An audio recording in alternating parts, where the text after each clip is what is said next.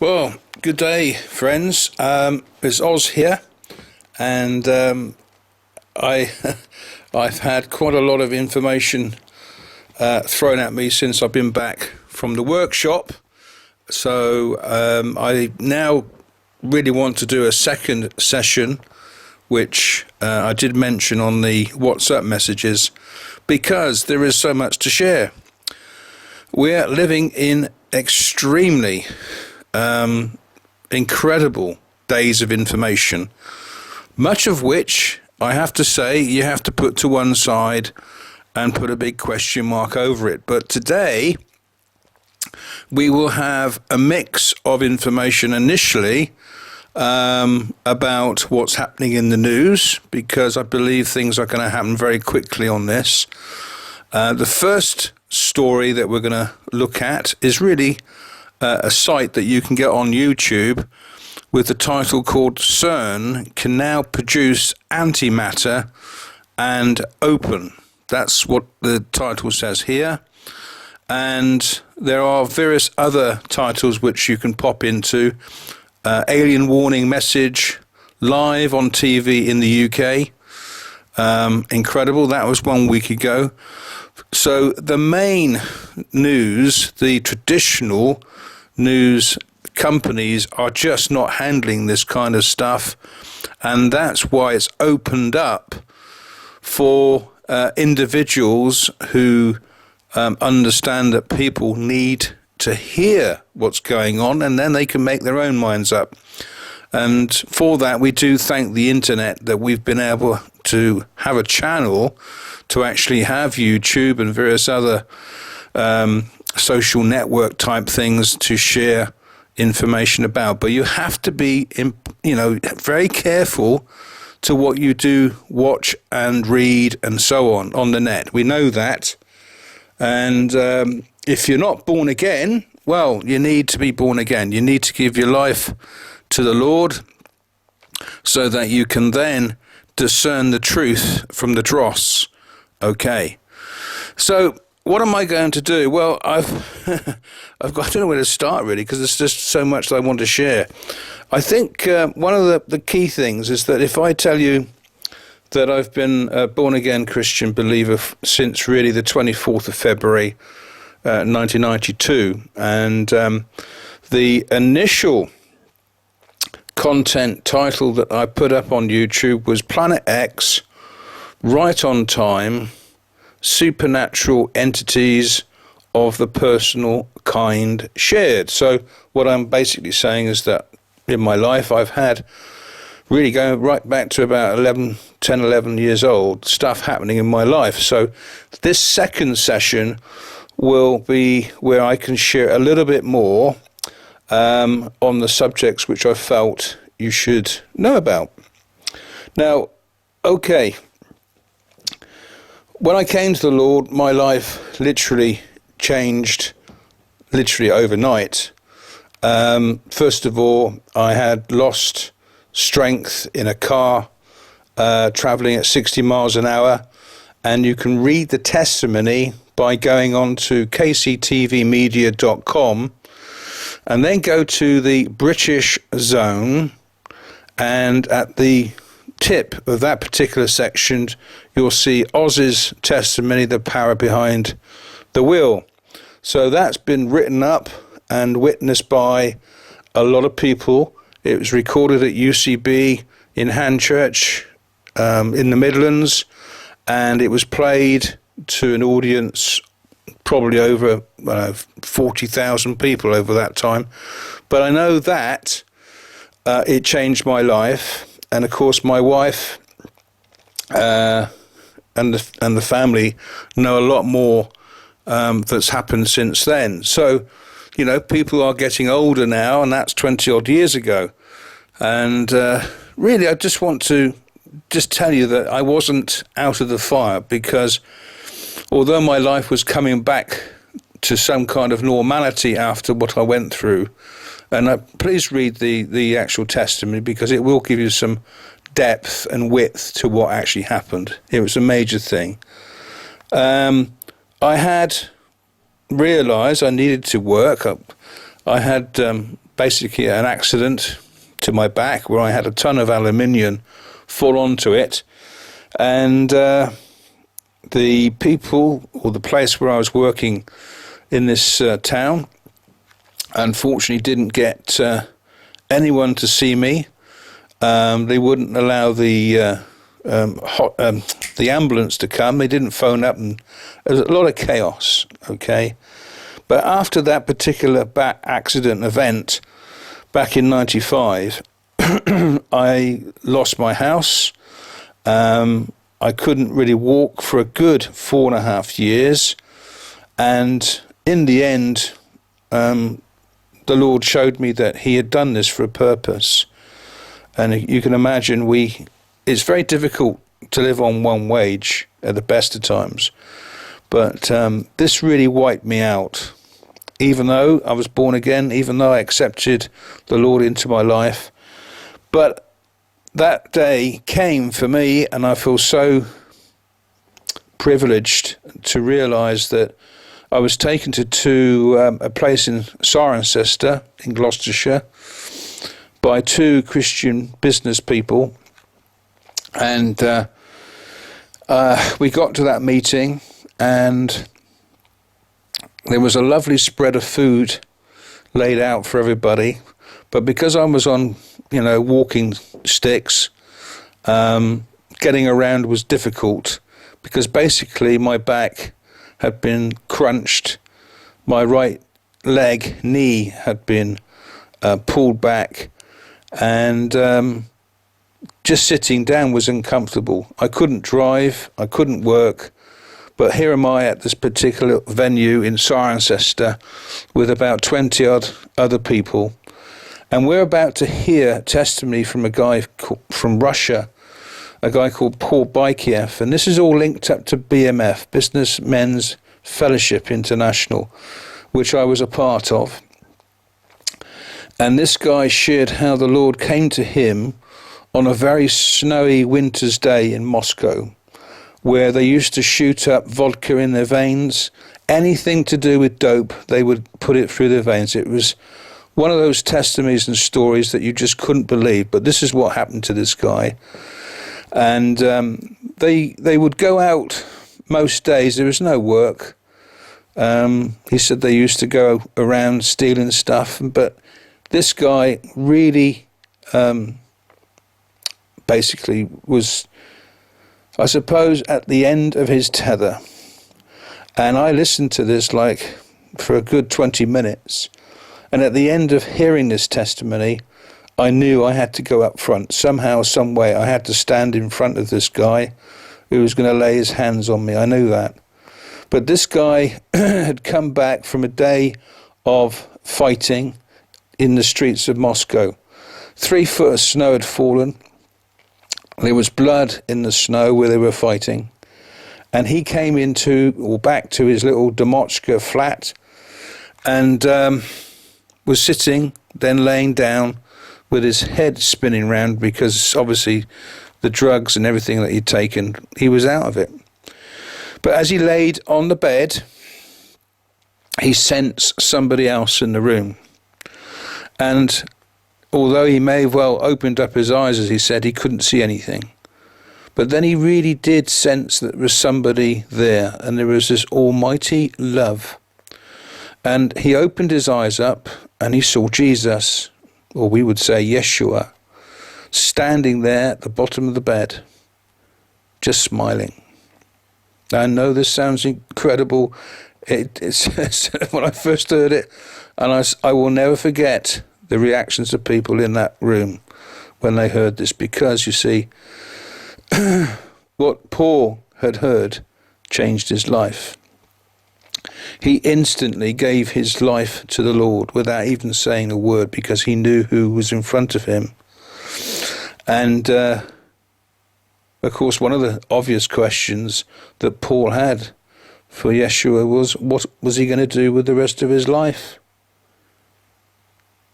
Knowing what he knew now, he had to ask that question, of course. So the Lord spoke to him in his heart, not audibly, and said that he would be going to a university in Edinburgh, to study law within 6 months. Of course, the next question was, well, how can I do that? I've got no money. Well, those 6 months came, and the Lord worked it out, because he has people in the communities wherever you go that are there to help.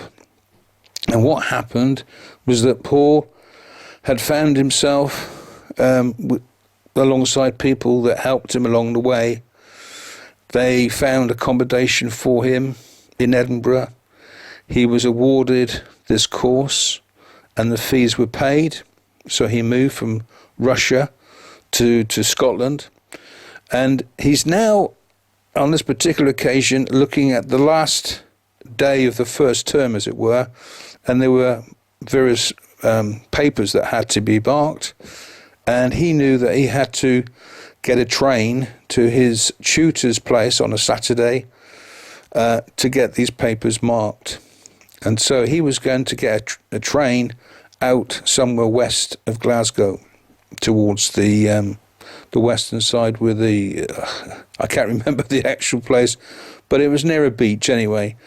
So there he is. He's trying to get some money out of the hole in the wall, cash till, and of course nothing's coming out. And that causes a real problem, because he has no money on him. And then the Lord speaks to him there and then and says, as you walk down this hill into and towards the station, two couples will actually come up to you and provide you with the money that you need to get this ticket, this return ticket. And sure enough, he went down, walked down the road, and as he walked, he realized that somebody was going to approach him, and that happened within a couple of minutes. A couple from America were going back to the US, and they came up to him and said, we believe that you're a believer. The Lord wants you to have this loose change. And within a couple of minutes after that, there was a French couple literally going back to France, and they wanted to provide the loose change to Paul. So he was obviously amazed by this and knew that God was on his case. Cutting a long story short, he gets to the railway station, but the only thing is, after he's gone to the bank to get the currencies changed over, he realizes he's got 20 pence over, which doesn't quite make any sense. But the Lord urges him on to get to the station. And of course, when he gets there, he then finds out the train is going to be late by at least 40 minutes. So he's on the the platform, and he needs to go to the loo. And then he realizes what the 20 pence was for. And of course, that was to open up the door. So, God does take care of people. And in this situation, of course, you see, you realize when you look in your own life, whether you've had any major stuff happen, you realize God's footprints are close at hand. And I know, hearing his testimony that particular day, that for me cemented just the small things in life that God takes care of. So that was around 98, I believe, when I heard that testimony. And, incredible, really, when you think about what's happening today and people don't hear this kind of stuff. And I thank BMF for being around at that time to enable men to come from all different parts of the world to share their testimony, normally at breakfast or at dinners. And sadly, that seems to have, it's not about anymore. But I learned a lot when I was in BMF. I heard some wonderful testimonies. One particular guy, which is very quick, he was from America. And of course, men, being men, we often take the mickey out of some of the guys from America because of their accents and stuff. But this guy was from the mountains, Colorado. And I remember asking him, I said, what do you do for a job? And he said, well, I actually make holes in mountains. And of course, at the time, I thought that was a little bit strange. But of course, today we realize that the government, the American government, are making use of those holes in mountains to literally have it there, that if there is a Third World War, or if there is a problem from the heavenlies crashing with meteorites into the land, that people and only the elect will have a place to go. So that was around 98 when I found that out. Yeah, that particular year, 98, was a very special year because a lot of stuff happened directly, because I met a guy called Mike. I won't give his surname, but this chap was really a very strong colleague in the Lord, and we really did meet in a very incredible way, in the fact that a colleague took me to a particular session, telecom session, which was held at a football stadium at High Wycombe, and it was quite a large gathering, and of course when you get predominantly men together it can be a bit loud, but this was a lunchtime break I was on, and I found it very difficult, still having problems walking, but at least I can walk now because the miracle has taken place and I've got over that. But let's just say it was lunchtime, I was walking back to my seat and the Lord spoke to me clearly and said, can you see that tall man in front of you? And this guy was 6'4", 6'5", with the sun literally out in the car park area going down. It blinded my vision, but I could just see this tall guy. And the Lord said, go up to him and will you just tell him this, that he's not to join the Freemasons. Now, of course, the vast majority of the people in that hall, in that conference area, were probably Freemasons. So as I shared this, he was obviously completely shocked by what I'd asked him and what I'd said, and he said, look, what do you mean? And I said, well, look, I know that this is going to be difficult to take on board, but I know the Lord's telling me that you've been asked by 2 lodges in Bristol to join in the last few weeks, probably 3 weeks ago, last Friday. So 3 weeks ago on a Friday. And he said, well, that's amazing. He said, because that's true. I was taken to 2 different wine bars at White Ladies Road, and he said, what else do you know? And of course at that point people was beginning to listen to what was going on here, and of course the Freemasons were listening in because some of them were part of those lodges. But anyway, my relationship with Mike literally grew, and we had some wonderful days where the Lord, through contacts in the telecoms business, would get us to go to corporate companies, and one of those corporate companies was Microsoft at Reading, and we actually were asked to go and basically, I suppose, give a very good reason why Microsoft should use this particular company that we were promoting. And because quite a lot of business was coming in, Microsoft and a few other companies on the park were given to us by a guy called Christian. I'm not going to say his surname, but he knew these people and he knew our track record, that we would give the best service and so on.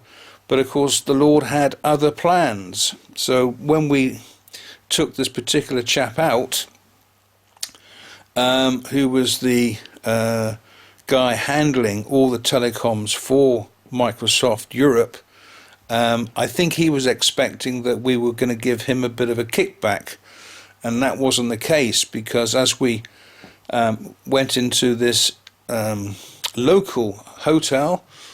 We had sandwiches laid on and everything else. We sat down, and the first thing I said, well, I'd like to say grace, if I may.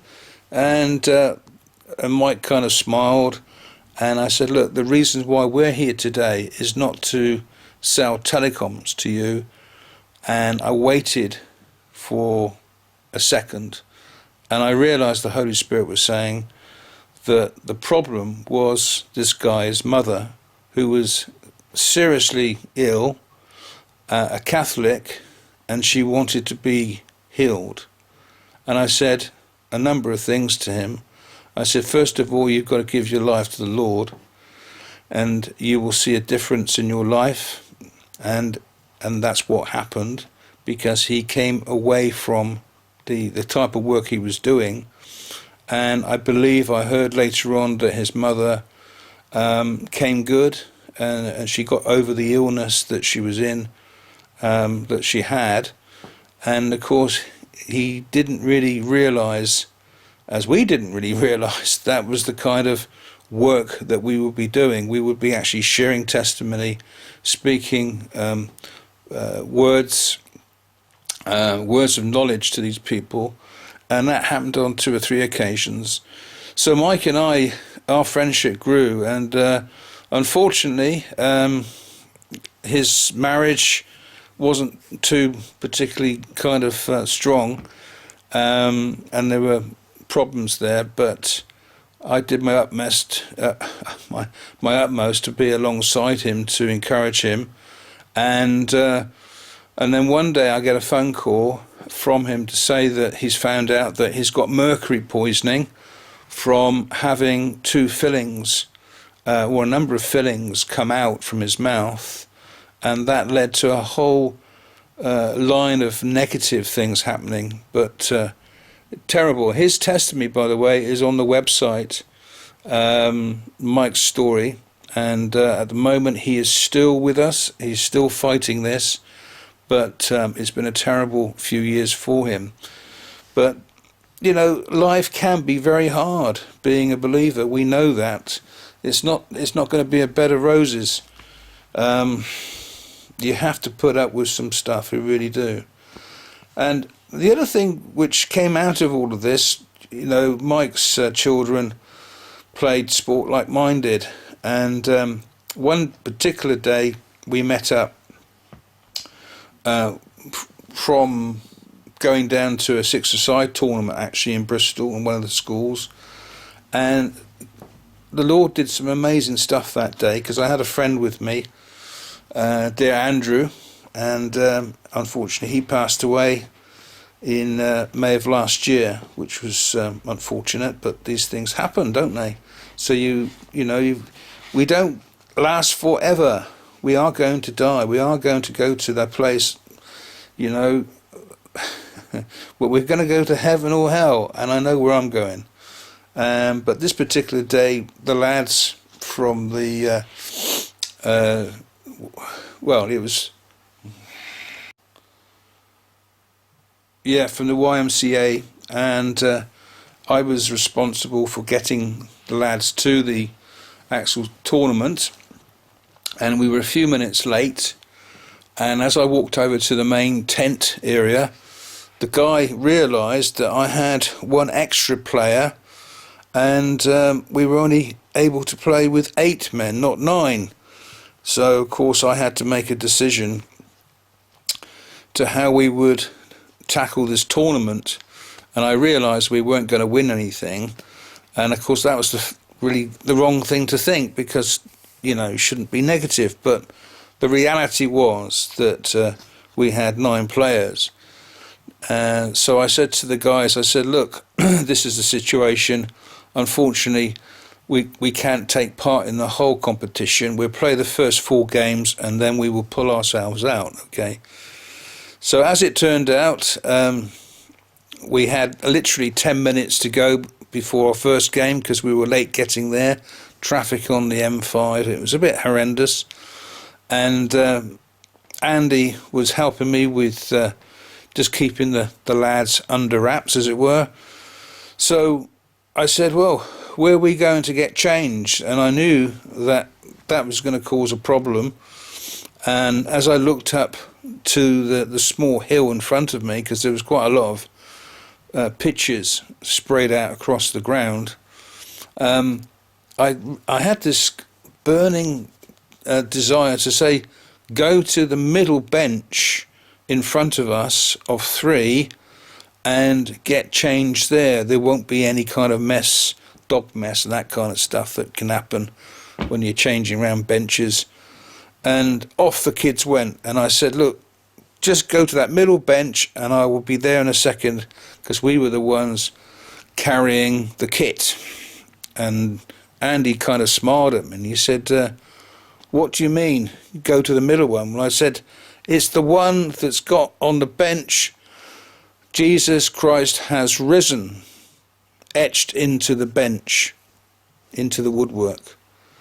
So off the lads went, and we walked up with the kit, and you could have cut the atmosphere with a knife, because the lads were looking at what was written or etched onto the seat, and it said, Christ has risen.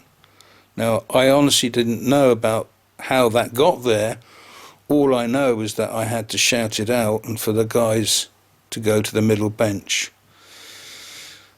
Even my son, who was about 13, 14, and he said, Dad, how did you know that? And of course I said, well, I didn't. It was that God had put that in my heart to say. That caused a lot of problems, by the way, for my son, because they then called, the rest of the team were calling me the freak. And that ended up with a lot more testimony, because that little miracle got back to the rest of the schools in the local area. They didn't win a game. They drew 2 and lost 2. But I think they will remember that day for what happened. And I know my son and his closest colleagues knew that something had happened. And quite an incredible thing. So out of all of that, my relationship with Bristol and Mike was quite interesting. Now, as I said, Mike had some health issues, and in the end, about 18 months after we first met, Mike was taken into hospital. In fact, his wife sectioned him, and I got a phone call from Mike, and he said, look, I've got a problem.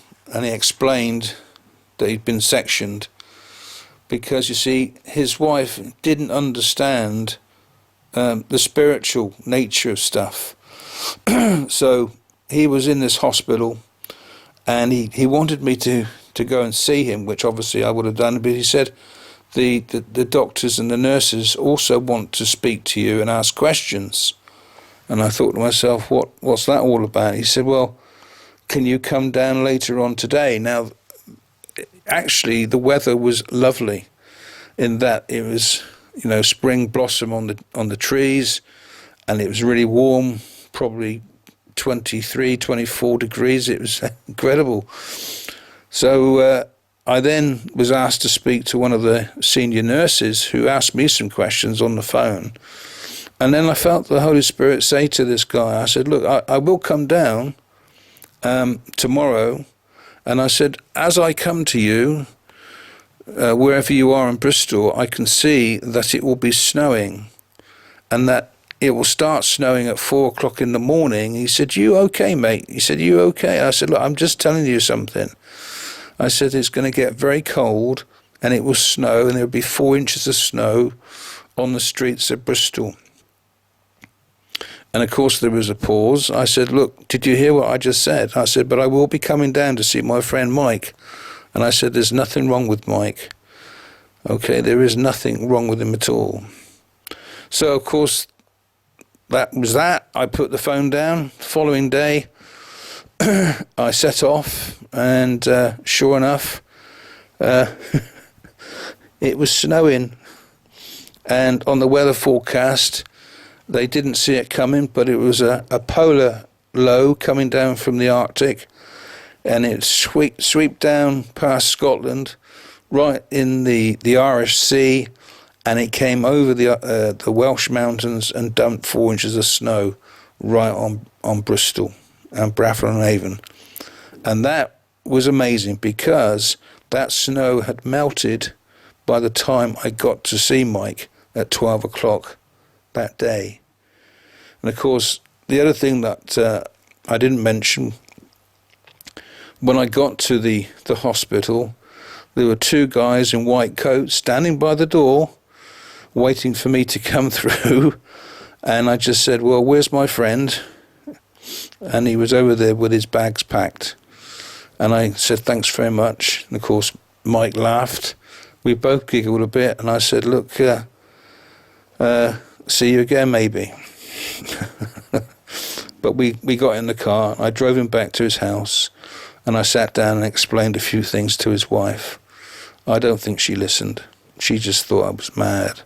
But I've seen the weather change in my life. And that was one amazing time when it snowed. When it shouldn't have done, but it snowed over Bristol. Another occasion that I'd like to share some information on is when I had linked up with a good colleague of ours now, a guy called Peter Scuthan, and I was doing filming for Peter, and we were flying out to India to do a crusade, and to see people healed, to see God at work. And so we went out obviously by plane, and we had to get up pretty early, and this was the 4th of January 2011, and I had to pop over to Churchdown to pick up my colleague, and so that we could get back into the coach station and catch the coach and make our way up to Heathrow. And on my way to this particular place called Churchdown, I saw my first UFO literally in a field, at the top of the field, looking down to the M5. I shall never forget it. I must admit, I thought to myself, is this a fairground ride that they were checking out? But of course, we're looking at 1 o'clock in the morning. It's winter time. There's no leaves on the trees. So what I saw, and I slowed the car right down and took a good look at it. And I was just absolutely amazed. Now, having picked my friend up, I came back to my home to drop my car off, and then my wife took us both into town. And I said to my wife, I said, look, you're not going to believe this. I know you're not. But I know I've just seen a UFO over in Churchdown. Will you do me a favour? Will you keep your eyes open in the local press over the next 10 days for any stories about UFOs? And she just looked at me, and of course she just smiled, thinking I was, lost the plot. Well, we had a successful time in India. Many people were healed, especially the young children, because deafness over there is really, and dumbness. It's just amazing that there are so many people that have that terrible thing. And but we saw lots of amazing things. You can see this if you come into Peter Scuthan's site at peterscuthanministries.co.uk. There is a link from our site at kctvmedia.com, and go into the video section and you'll see, basically you'll see what I filmed. But we had a wonderful time. And of course, when we got back, I literally put my bags down in the lounge, and on the table were at least, I think, 10 clippings from the local press, which covered the UFO sightings that was seen from that night on the 2nd of January right through until when we came back 10 days later. It was a national thing. Incredible. So there are UFOs, and if you want to know more about it, Peter covers it in more depth. But the reality is that there's a lot of stuff happening today in the heavenlies, and we know that Planet X and Urbaru are features that are mentioned in the Bible. We know that these things will happen, and I suppose really you've got to be in it to understand it. And we've met and interviewed a few people. In fact, one particular woman in last summer, we met at a garden party for a relation of ours, and she came up to me and said that something had happened about 4 weeks earlier, and she wanted to contact me because she knew that I would understand. And this is basically what happened. She was in a pub having some food with some friends, and all of a sudden this particular person, this guy, bursts in and comes up to this lady and drags her out by the hand to watch what's happening outside. Now, this is a very well-known area, okay, in Cheltenham, and what was happening was that there was a massive UFO above the pub that was literally moving down the Bath Road, and people were taking pictures on their mobile phones of what they were seeing above in the skies, and it was incredible. And she said she absolutely couldn't believe what she saw.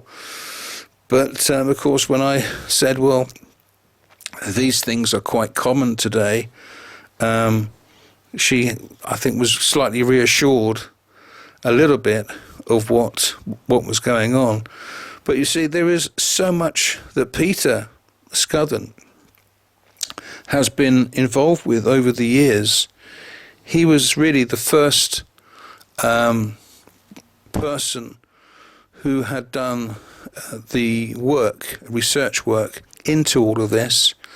And as Peter shares on the videos that you'll see in the particular section, this has been going on for a long, long time. In fact, he was asked to go out on behalf of the country for the Queen's Equity to be there to give an account of what was shared out in Area 51. So we're not talking of somebody that doesn't know what's going on. I mean, this guy has had an incredible life, and I would probably urge you to listen to the links about the story of a lesser man, which is a title of an ebook of Peter's life, because he's now really retired. He's 87, but I thank God that I've been able to be alongside Peter to soak up a lot of, I suppose you could say, story time of his life. And it's been an incredible realization that these people exist. You know, this is like a grandfather figure for me, because how we met was quite incredible. We had to move from where we were over in Gloucester.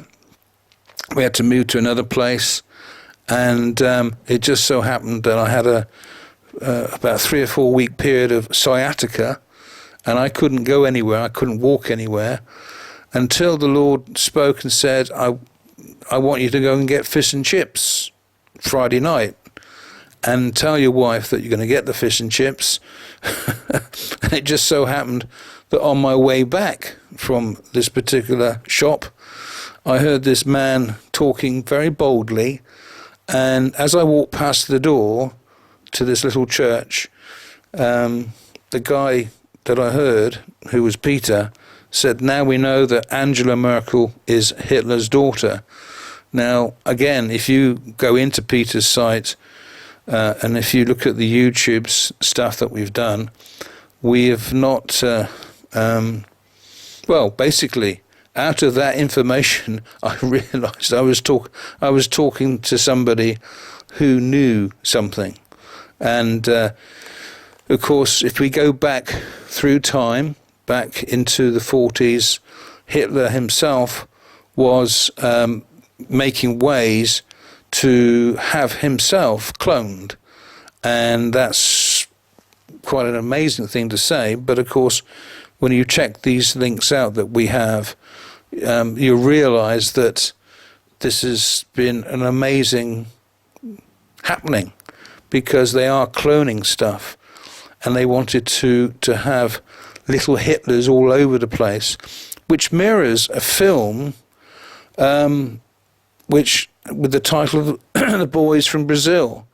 Gregory Peck was the main kind of doctor in charge of this in South America, and we actually have a link to the film on the site, and it's called The Boys from Brazil, all about cloning and other stuff. So it does sound far-fetched, we know that, but we also know that the enemy is doing stuff today. And I suppose you could say, come back to CERN, put CERN exposed in Google, and you'll get a lot of information of the reality of the demonic stuff that's happening in that location.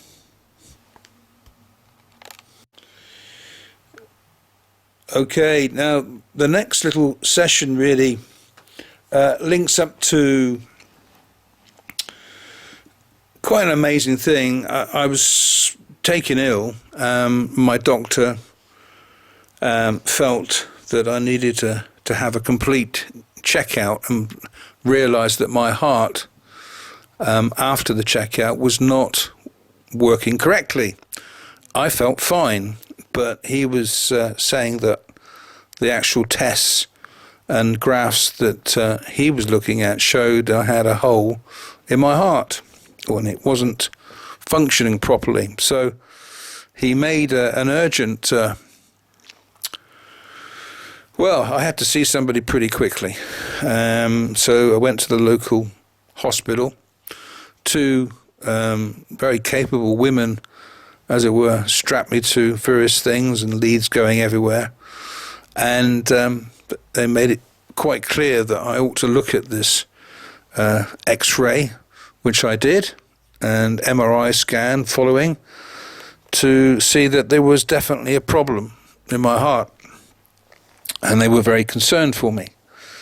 Now, I was concerned, of course I was, and the first thing I did, to be honest, I said, Lord, what's going on? You have to ask him what's going on.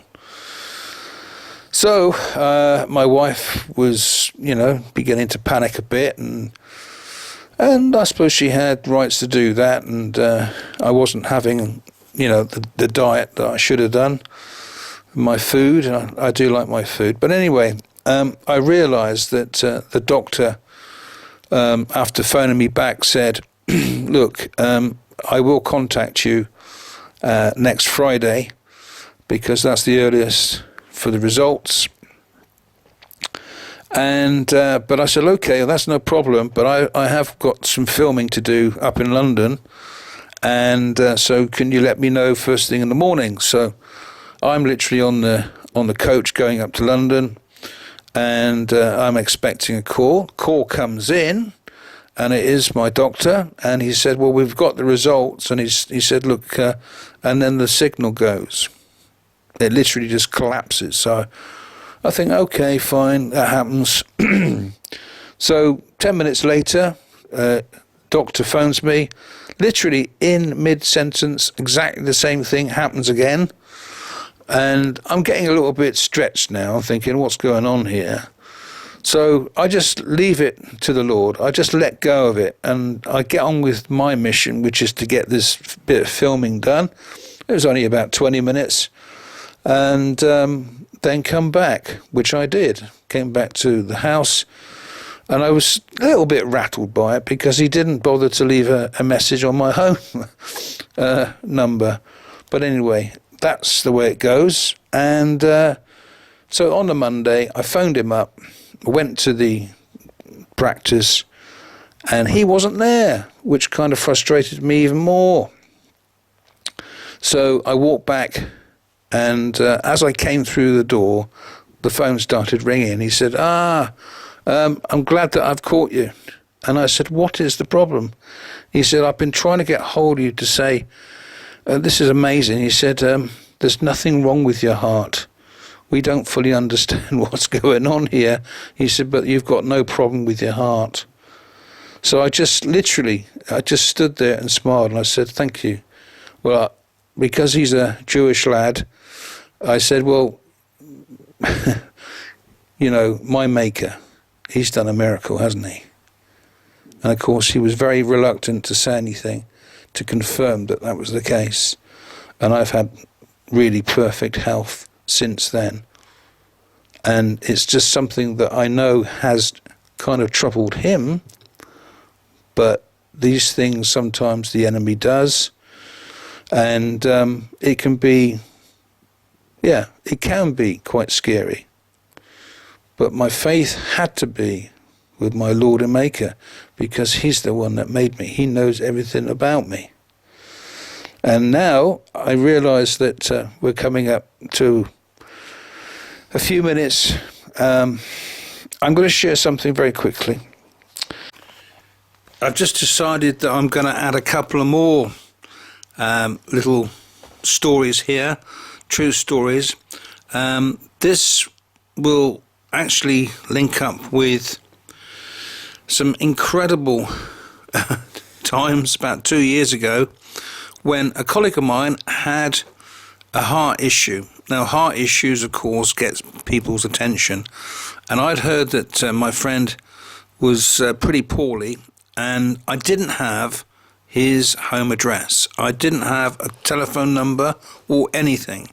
Yet I knew the Lord was prompting me to sit in my car outside the house and to rely on him to lead the way and take me to his house, wherever that was.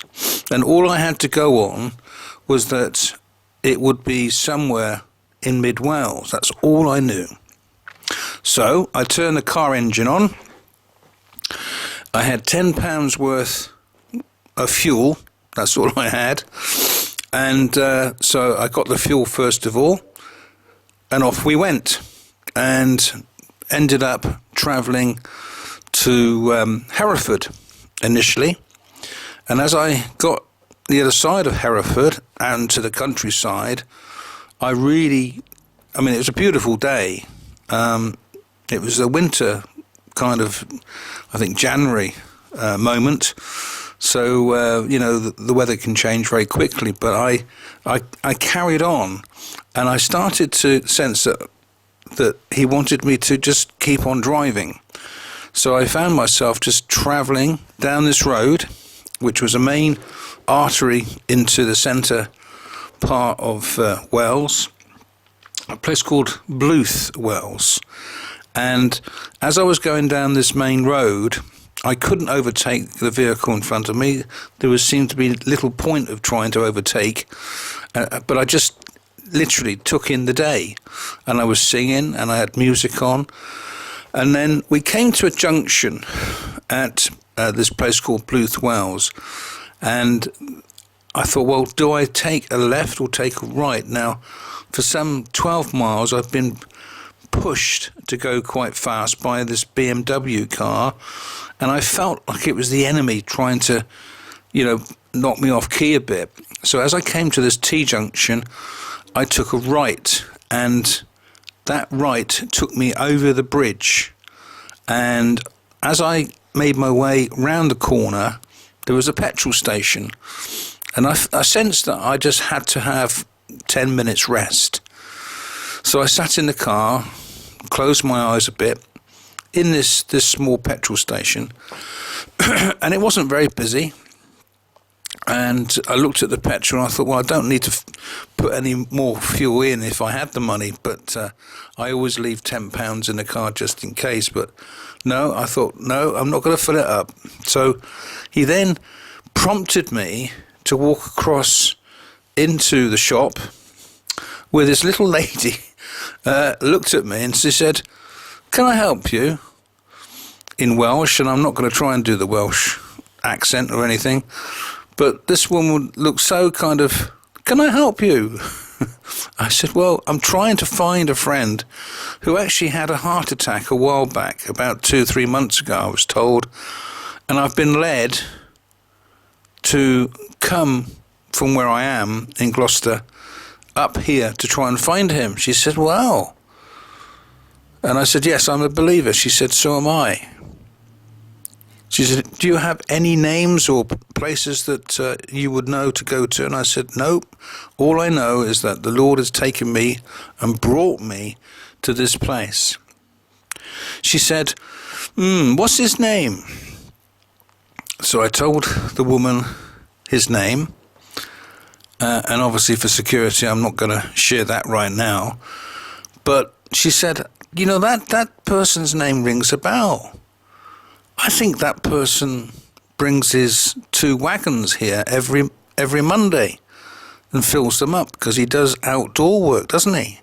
I said, "I have no idea." She said, "Well, I tell you what, my love," she said, "I'm going to give you directions where I believe the Holy Spirit wants you to go." I just smiled at her and laughed. She said, "Look, I'm here till 6 o'clock tonight, so if you find your friend in the next 2 hours, why don't you come back and tell me?" What choice did I have? It was the only lead I had. So I got into the car, off we went. I looked at the instructions. I had to go back over the bridge, and off I went. And within 15-20 minutes, I was really out in no one's land. There was just nothing really, just open fields. And then I came into sight of a village that she had put down and marked as a place that I should ask. So as I came into this place, the light had gone. It was now dark. And I saw this man in a garden area hoeing the land. So I got out the car and I asked the guy, I said, "Look, I'm looking for this guy called so-and-so." He said, "Mate," he said, you're in luck." He said, "That person lives over there, literally next door to me." So I thought, right, well, I'll walk across. He said, "You go to the front door. He's just come in about 10 minutes ago, so you'll catch him." I said, "Well, thanks, mate." And off I did. Off I did. I walked to the front door and knocked on it a couple of times. And you know what? My friend opened the door and he said, "Hi, Oz. Haven't seen you for a few years. What brings you here?" Of course, he said, "You better come in and have a cup of tea before the wife turns up and the children and all this." He said, "Tell me all about it." Do you know what? I couldn't, well, I was amazed because my friend was alive and he'd recovered. And we had something like 50 minutes quality time talking about the times in BMF and other things that have happened since. And I'm set to go and see him again. So I know where he lives. He's got my telephone number. But that's what God did for me. He led me to this little lady in a petrol station who stepped out in faith and said what was on her heart. And I met my friend. Incredible, really, isn't it? Hiya, friends. I know that you've been listening to this recording, and I thank you for that. But I felt it was right for me to share a bit of information to how KCTV Media came into operation some years ago now, probably coming up to about 8 years back. But I have had an amazing time going back to a situation that happened the year of 9/11. In fact, on the 6th of September of that year, I had a dream at 3 o'clock in the morning. I was woken up in the end, and the bed sheets were going all over the place, and my wife wanted to know what was going on, and I told her what I had seen, and I saw these twin towers. I saw the smoke coming towards my face, and it was dark and acrid, and there was no noise. It just drifted. It consumed me. But I noticed then, as I pulled away, there was a shaft of light that came right through the twin towers, and I looked up, and the smoke was kind of going out at a level on the left hand side, just literally panning out, and everything was quieting down. But I saw people running around below me, of course, and there was just general chaos, absolute chaos. And I woke up I have to tell you, in tears, and I knew that this was very serious. On the 8th of September, a few days later, of course, I was at a BMF, a Businessmen's Fellowship breakfast meeting over in Newent, and the Lord had me stand up, and I shared what I had just shared with you.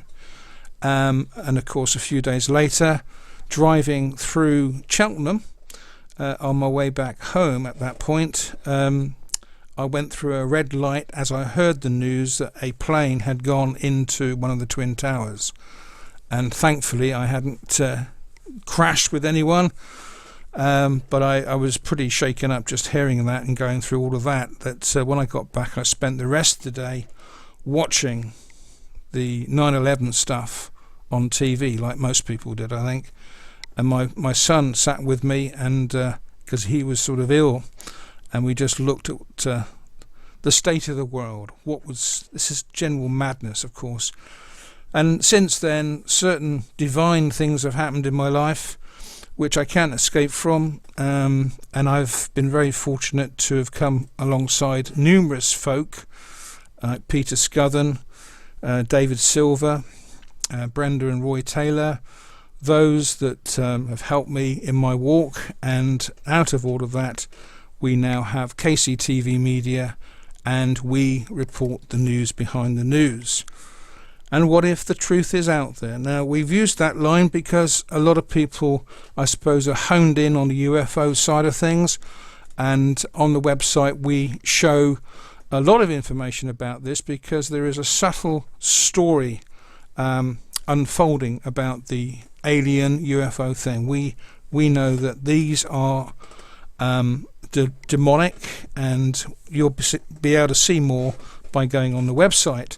And of course, we are not into the demonic, we're into him who rests in my heart. And if you go into the British zone on the website at kctvmedia.com, we share a lot more testimonial, which is really very personal, but that's why God has given us, I believe, such information to share and encourage other folk who frankly have no idea of what's going on today. We are living in some amazing times, and of course the little subjects that we're talking about here, UFOs, general finance, is there going to be a meltdown? There's a lot of stuff here which I could mention, but I think you'll get the grasp of it when you go onto the website. Of course, if you want to help us in some small way, sending a donation in, that's most welcome. Send it to KCTV Media, and we are not receiving salaries. We are literally living in faith and have done so for close to 8 years. So there's a lot going on, and we're actually producing something which is fairly unique. No other organisation out there is sharing quite so much information as we're touching on. So anyway, you take it easy. God will bless you. All I can tell you is that if you repent of your sins, as soon as you say that, he knows. And if you walk and talk with him, as I do, he interacts in your life and he does amazing things. As I say, if you go onto the British zone, you'll just see a tenth of the things that I call him the big guy upstairs has done in my life. Amazing times we're living in. So you take care, and maybe we'll speak soon.